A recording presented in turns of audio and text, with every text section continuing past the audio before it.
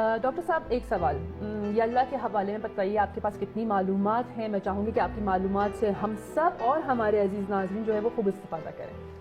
यल्दा जो है वो पतझड़ की आखिरी रात होती है और अगरचे इसके बाद शुरुआत होती है जाड़े की, लेकिन फिर भी चूँकि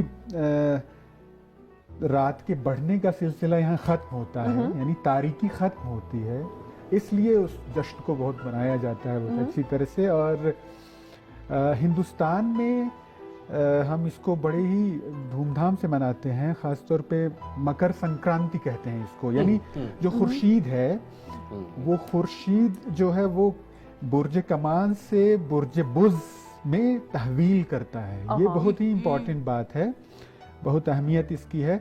और हिंदुस्तान में खासकर जो हिंदुओं के जितने भी जश्न हैं वो इसके बाद ही शुरू होते हैं। अच्छा। इसके तुरंत पहले एक महीने तक कोई भी अच्छा या शुभ काम या वो नहीं करते, कोई मुबारक काम नहीं करते, जैसे शादी नहीं होती, जैसे किसी नए घर में अगर दाखिल होना हो तो वो नहीं करते, इसके बाद ही शुरू करते हैं सारा काम। तो बड़ी ही शिद्दत से इसका इंतजार किया जाता है। इसी के बाद से जैसे लगन कहते हैं, जब शादी का सिलसिला बिल्कुल बिल्कुल बिल्कुल उसके बाद ही शुरू होता है। तो शब यल्दा जो है वो यहाँ चूंकि जो ईरानी या हिंदुस्तानी थे पुराने हमारे जो पेशकिस्वत थे वो बड़े ही बहुत मुनज्जिम थे, बहुत सितारा शनास थे, और वो जानते थे कि जैसे उनकी जितनी भी पुराने जश्न हैं वो सारे तबीई हैं, सारे नेचुरल हैं, जैसे आप कुदरती हैं। जैसे आप देखें नौरोज है, नौरोज कुदरती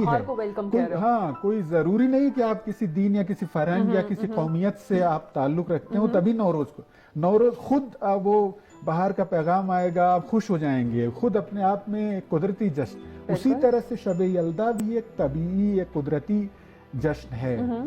तो ये हमारे जो अजदाद थे उनकी जहनियत का पता इससे चलता है कि उन्होंने वो कुदरत को कितना दकीक देखते थे और जान पाते थे। बिल्कुल। डॉक्टर साहब से एक सवाल में ये मकर संक्रांति की तरफ इन्होंने इशारा किया, खास से हिंदी लफ्ज है, बिल्कुल, और इलाके में अलग अलग खिचड़ी भी कहते हैं, बिल्कुल पूरे हिंदुस्तान में लोहड़ी, बिहू असम में कहते हैं, पोंगल कहते हैं, जुनूब मैंने इंडियन मूवीज देखी है, मुझे थोड़ा बहुत अंदाजा इन चीजों का। तो मैं एक सवाल करना चाह रहा था कि ये मकर संक्रांति और शब यल्दा को कितना नजदीक आ पाते हैं, मतलब कल्चरल। हाँ, बिल्कुल, मेरे ख्याल से अहम सवाल है बहुत। थोड़े से जुजियात में हमें जाना होगा। देखिए हमारा जो तकवीम है हिंदुस्तान और ईरान का, उसमें थोड़ा सा अंतर है।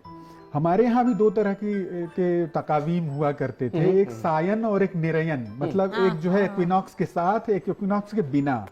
तो हमारा जो अभी फिलहाल है मकर संक्रांति वो 14 जनवरी को होता है, आपको ध्यान होगा। लेकिन पहले, बहुत पहले ये इसी दिन हुआ करता था, 21 जनवरी को ही, क्योंकि 21 जनवरी को ही सूरज धनु से मकर यानी कमान, बुर्ज कमान से बुर्ज बुज़ में जाता है। और मकर संक्रांति का मतलब क्या है? संक्रांति का मतलब है मुंतकिल होना, संक्रमण करना, संस्कृत का लफ्ज है, तहवील करना। आप जानते हैं 12 हमारे पास बुरूज हैं और वो सूरज जो है वो 12 महीनों में इन 12 बुर्जों में इंतकाल करता है, मुंतकिल होता है, तहवील करता है। तो हर महीने कोई ना कोई मुंतकिल होता है, तहवील होता है। लेकिन ये तहवील, ये इंतकाल जो है वो बहुत ही इंपॉर्टेंट है, क्योंकि यहीं से दिन का बड़ा होना, रात का छोटा होना शुरू होता है। मकर संक्रांति का मतलब ही है, मकर का मतलब है बुज़, वो बुर्ज बुज़, और संक्रांति का मतलब तहवील, तहवील बे बुर्ज बुज़ आज बुर्ज कमान। हाँ, ये चीज हम लोग को नहीं पता थी। सही कह रहे हैं। बहुत शुक्रिया आपका। मैंने भी रिसर्च की कि यल्दा और हमारे बीच में कुछ ऐसे तो लगता है कि वो तो मकर संक्रांति तो 14 जनवरी को है, लेकिन पहले जो निरयन, जो सायन पंचांग है ना, सायन तकवीम है, वो पुराने जमाने में यहीं से शुरू होती थी। और वो एक्चुअली ऐसा होता है कि ऋतुएं जो है ना वो पीछे की ओर जाती हैं, जिसके नाते वो पीछे चली और इन दोनों में फर्क आ गया।